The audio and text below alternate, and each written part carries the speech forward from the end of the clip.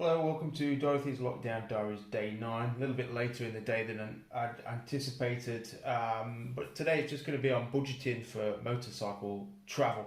Obviously, budgeting is a very personal thing. There's no way I can take into account everyone's tastes when it comes to food and accommodation and things like that. But I just wanted to work through 5 scenarios and just go through how I would come to a budget for each of those trips. So I was going to do one for the UK, a week-long trip in the UK, a trip into Europe, a trip into Iceland, a trip across America, and then across the world trip. So probably about a 20-minute video all up. Hopefully it's of use to someone. So first and foremost, so we've got a UK trip. I think it's always important to break it into two. With any trip, it's always important to break it into two categories. You've got fixed costs, variable costs. Fixed costs are going to be bike prep, so you might have some money to go into that, whether it be new tyres, new chain, bits of things you might need, whether it's camping gear even or something like that. There's no way you can avoid that. But at least with the UK trip, it's pretty low. There's not a lot of cost to pay. Maybe some breakdown cover. That's always a good one to have. Might have it with your own insurance. Your actual vehicle insurance might include breakdown cover. Just check that. And then variable costs. I always think there's 3 main variable costs. There's food, fuel, and accommodation. Now for me, food, I would normally say like £15 a day, £20 a day. Fuel, 200 miles a day is what I generally work to when I'm doing a UK trip. Obviously, if you're in a rush to get somewhere or you want to do a whistle stop tour, you might do a bit more. But a general day on a bike, I'd say 200. So you're going to look at a tenner. So I'm going to put tenner there. What did I say? Let's say £20. Let's treat ourselves £20. Accommodation. Now, really, this is when you're budgeting a trip. Accommodation is the biggest factor to me as to how much the trip's going to cost.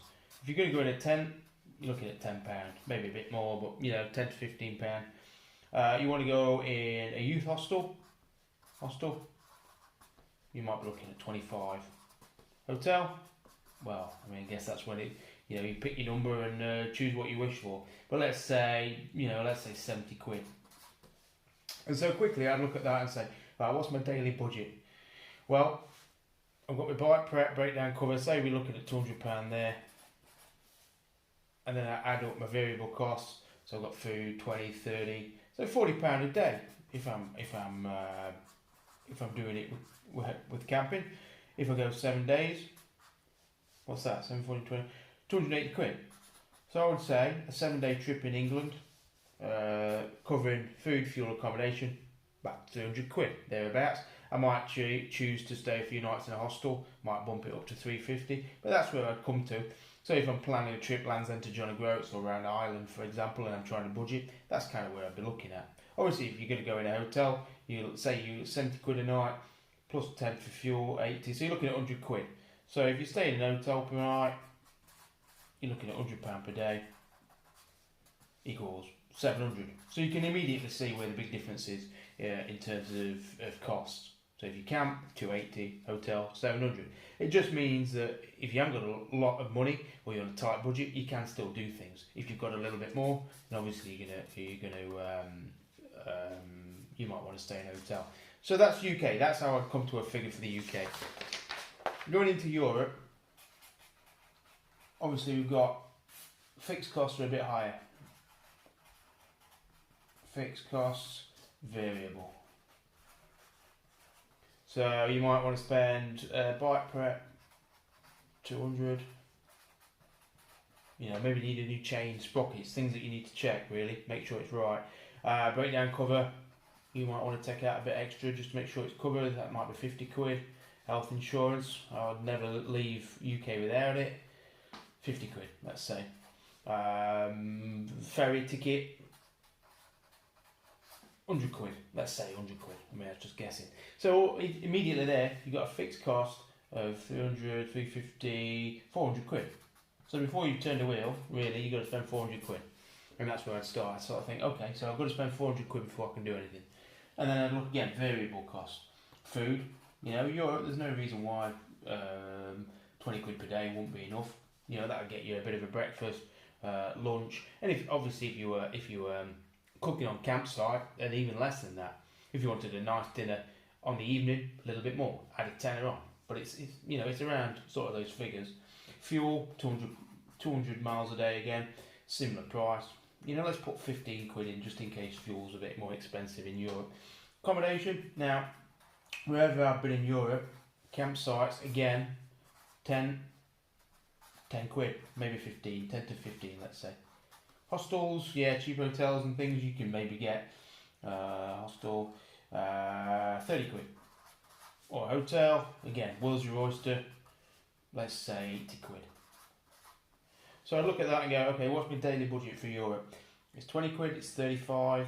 Oh, I'm going to camp. Okay, so 50 quid actually. If I'm going to camp, 50 quid a day. 7 days in Europe, times 7, 350 quid. Add that to that, equals 750 quid to go around Europe for a week. Obviously, the good thing with having half of that taken care of by your fixed costs is no matter, even if you're out there for an extra 1 week, your cost only becomes, let's have a think, so instead of 50 times by 7, it's 50 times by 400, equals 700, so it's £1,100. So that's for 1 week, and because you've absorbed your fixed costs, it's only £1,100 to do 2 weeks. And that's how I look at it. Obviously, you can travel for less. You could nip it in a bit tighter with the food, and maybe wild camp if you're really keen. Equally, you could blow the budget, and I think this is again the big difference. 80 quid, add that, or 80 quid, 100. So say 120 quid if you were staying in a hotel per day. So I was getting a bit confusing there. But 120 times by 7 is 840. Is that right? 840, yeah. So instead of 350, it's 840. You might say, well, it's worth spending an extra £500 to stay in hotels rather than camping. You haven't got to carry your camping gear, and you know you've had a nice dinner and you've had a nice breakfast. So that's why you could look at it. Don't forget, obviously, you've got to add on that. So a hotel trip around Europe would be 840 plus 400 equals 1240. That's not bad, is it? You know, a week around Europe, hotels, 1240 quid, including your ferry, your documentation, your breakdown cover, everything. That's how I look for Europe. Right, I'm going to do, what did I say, Iceland. I went to Iceland a few years ago now. Now, you've got obviously big fixed costs here. Fixed variable. You've got breakdown cover. The only company I know who does cover for Iceland, just checking that it's recording, is Voyager Insurance, and that is around, I'm going to say 70 quid, roughly. 70 quid, and you might bike prep, let's have a think bike prep, you might want some new tyres on that because you're going a big way. £300, no, let's say £400 bike prep, because you might want to put a few, I don't know, extra panniers on or something like that, or treat yourself to a bit of a few accessories that you've needed. So 400 there, breakdown cover 70, travel insurance 50, and then the big one, bike shipping. Now, whether you ride up to Denmark and catch the ferry from Hirtshals into the east of Iceland, which is a 2.5 day ferry crossing, you're looking at about £800 for that, plus the cost it takes, the cost of travelling 1,000 miles from England to Denmark. So I'd always say about £1,200. And the other option is to sea freight your bike in from Immingham to Reykjavik, which is, again, works out, by the time you paid your flights, about 1,200. So all in all, looking at 1,200 quid. So for Iceland, what we got? We've got 12, 16, 1650, 1720. So before you've turned a wheel in Iceland, you've had to pay 1720. Now you say, well, why don't you rent out there? And if you're going out for a week, then you might. The issues with renting in Iceland is a lot of the rental companies, the few ones they are, don't allow you to ride on the F roads, which are the gravel roads. and it's also very expensive. I think 10 days and you would easily get to that figure of renting a bike, 1720. Variable costs, actually Iceland I didn't find too bad. Food, if there's plenty of supermarkets, it's a bit more expensive than Asda, but not a lot. 20 quid a day, that'd treat you to some nice camp food.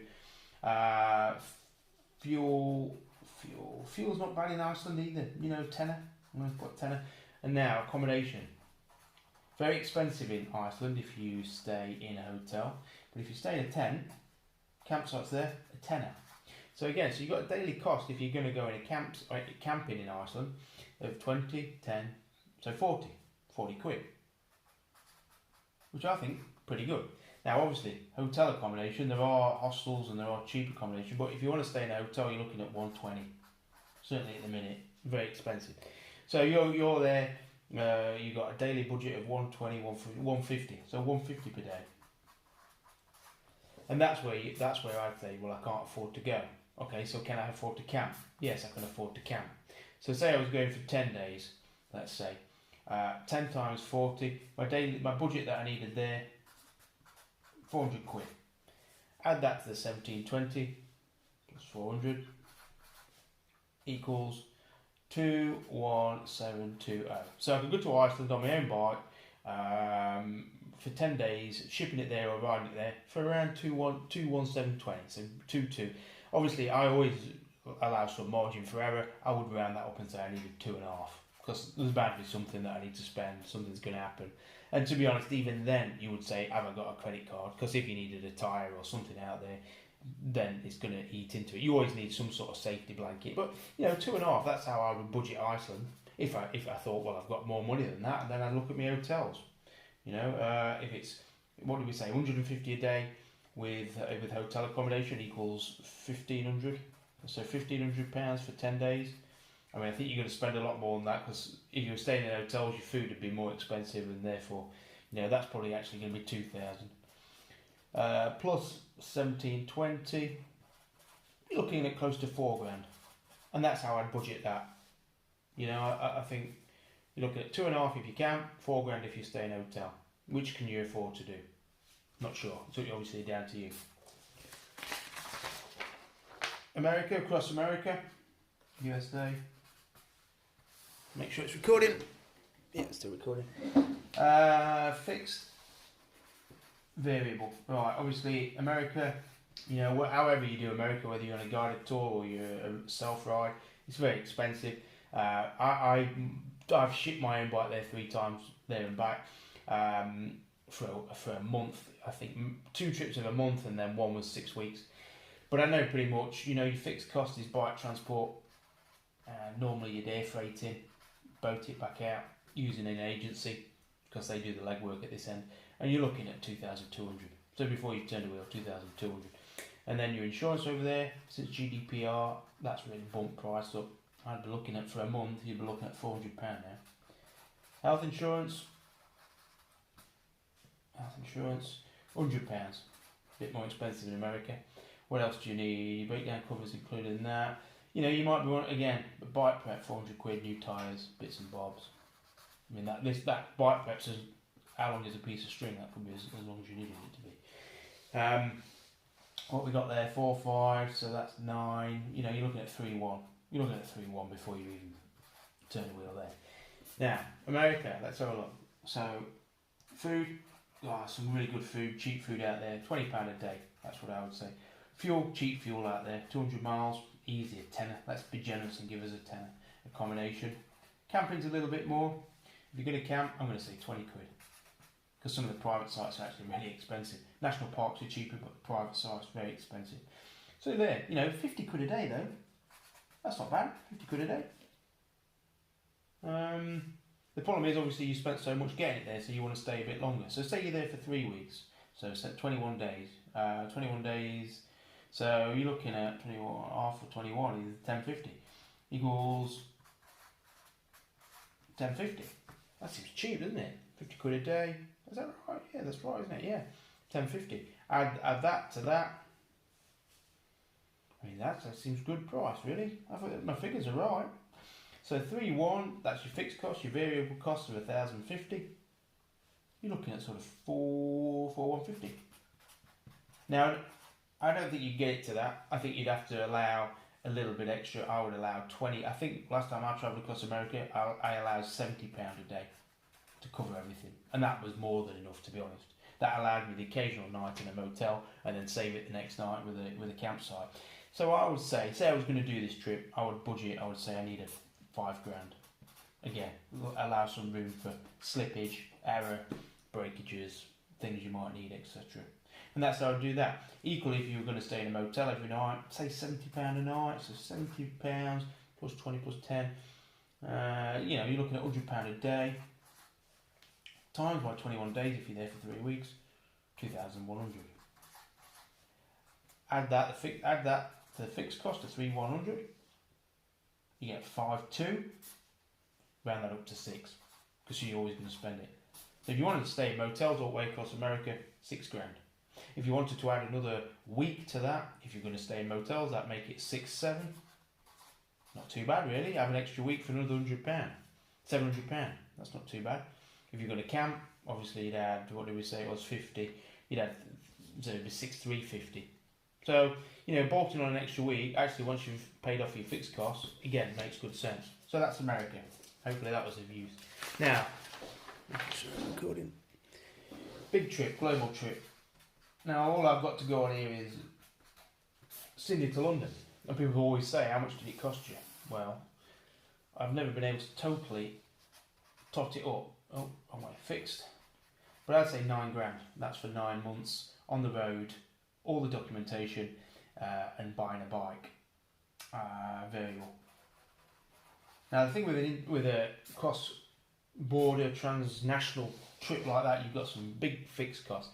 So carnet de passage. Now this is a document you need that's calculated. The cost of it is calculated based on the value of your bike. It always changes. It changes what country you're in as to what system they have, whether you pay an insurance bond or whether you actually have to leave a deposit, because it's to stop you selling your bike in an overseas country for profit.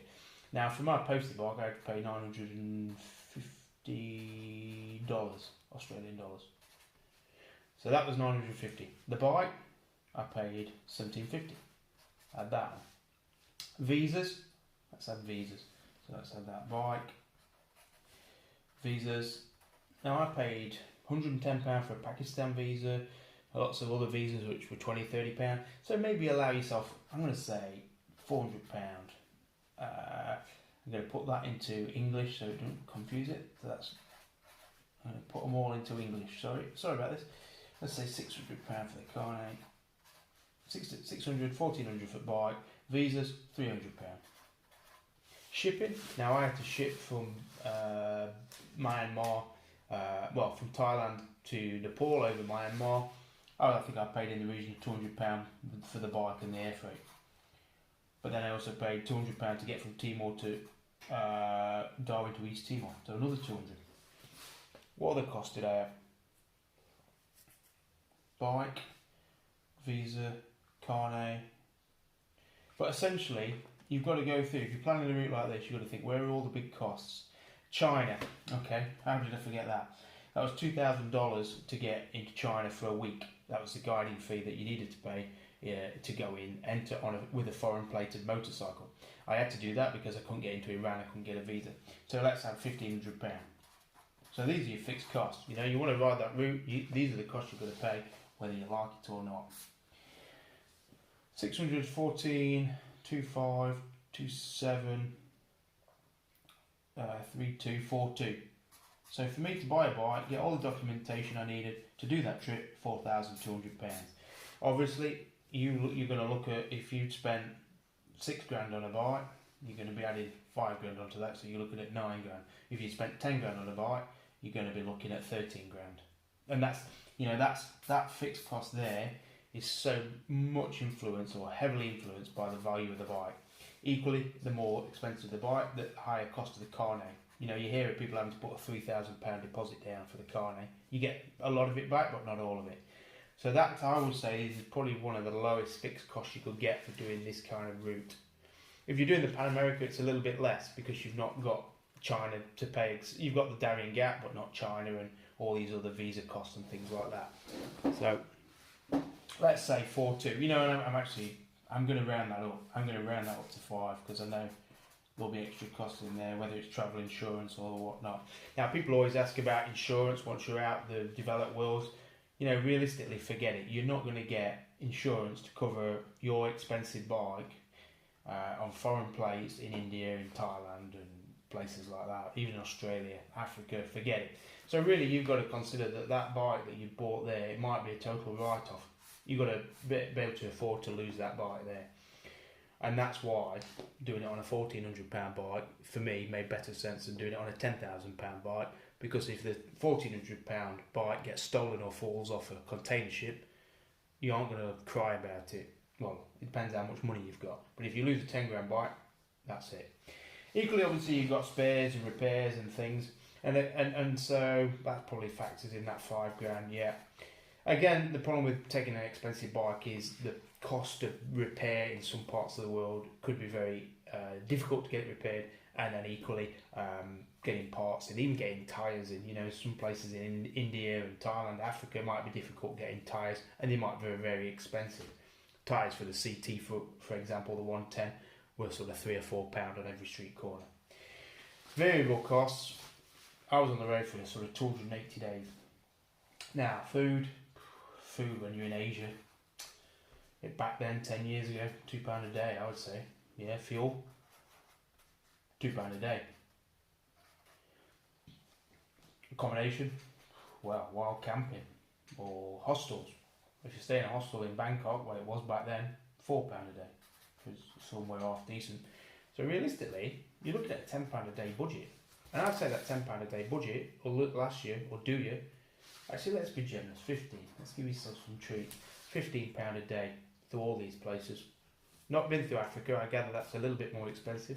But even through Russia, I was only spending £15 a day because I was wild camping. So 260 days on the road times by 15 is 260 is about 4 grand, let's say. Yeah, 4 grand of variable costs. That's played it a bit loose there. And that's really how I get to my 9 grand to ride from Sydney to London. 9 months. 23,000 miles. Because my fixed cost, 5,000, that includes buying a bike. Variable cost, 4,000. There would have been other costs involved there, you know, I would imagine add 1,000 or 2, so probably, you know, you're probably looking at least 10 or 11 grand. And if I was setting off to do that trip tomorrow, I wouldn't do it less than £12,000. If I got a bike ready to go and I didn't need to buy a bike, I'd probably say I needed 10,000. But I'd have access to all the funds, or I wouldn't risk it. Because I think there's always so many unknown costs that can always come out the darkness and give you issues. Again, the beauty of a cheap bike is that you're never going to get stuck with a huge bill. What would be the best bike in my stable for this trip? Probably the Himalayan or the CRF 250, just because it's easy to get parts, easy to maintain, and it's not going to cost you the earth. The worst bike I've got would be the Moto Guzzi V85, because, you know, you'd be saying goodbye to a £10,000 bike. So that's how I do my budgeting, really. That's how you've got to start. Split it down, fixed cost, variable cost. Work out how much you think you're going to spend on food per day, and only you know how much you know what your taste is like when it comes to food. Whether you like a lot of money, spend a lot of money, or you're happy with some easy snacks. Fuel obviously depends on your bike's thirst and how many miles you're planning on covering a day, and then accommodation. Are you going to go out there and camp, or are you going to go out there and look for accommodation, hotel accommodation? I've just said I've spent nearly £10,000 or so to do Sydney to London. I know of people who spent £50,000 doing a similar trip for a similar duration or a little bit longer, and simply because they had a more expensive bike, they therefore had bigger shipping costs, they therefore had bigger carnet costs, they therefore had bigger maintenance costs, and also they stayed in hotels, so they had bigger hotel costs. So the discrepancy between doing that trip on one bike in one way and doing it on another bike in another way is as much as 4 times more or 5 times more. And so budgeting, it's a personal thing, and I think I've talked long enough. Hopefully that's of use, but I mean, budgeting, it's no different to doing your weekly shopping. You just got to know roughly how much you want to spend on what and go from there. Alright, cheers for that. I hope that was of interest. Bye.